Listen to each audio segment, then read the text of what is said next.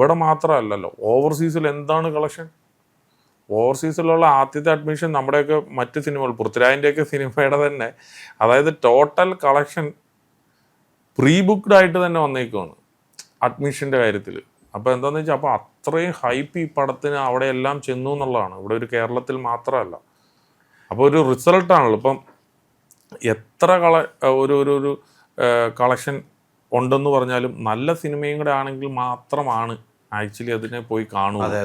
അല്ലെങ്കിൽ റിവ്യൂ എത്ര ഹൈപ്പുള്ള സിനിമയാണെങ്കിലും റിവ്യൂ ഭയങ്കര മോശമാണെന്ന് പറയുന്ന ഇത് വന്നു കഴിഞ്ഞാൽ ആരും പോയി കാണത്തില്ല. അതാണ് സിനിമയുടെ ഒരു പ്രാക്ടീസ്.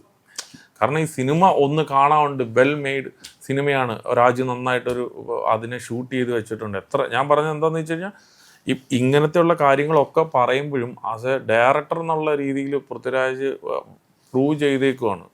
ഒരു വലിയ ഒരു സംവിധായകനായിട്ട് വീണ്ടും മാറിയിരിക്കുകയാണ്, തെളിയിച്ചിരിക്കുകയാണ്. അതാണ് ഇപ്പം ഞാൻ പറയുന്നത്.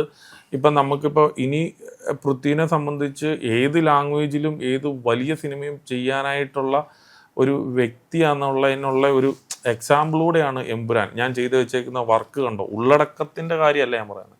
ഞാൻ പറഞ്ഞത് എൻ്റെ വർക്ക് കണ്ടോ എന്ന് കാണിക്കാനായിട്ട് ഇനി എവിടെയും പറ്റുന്ന ഒരു ഷോ പീസാണ് ആക്ച്വലി എമ്പുരാൻ.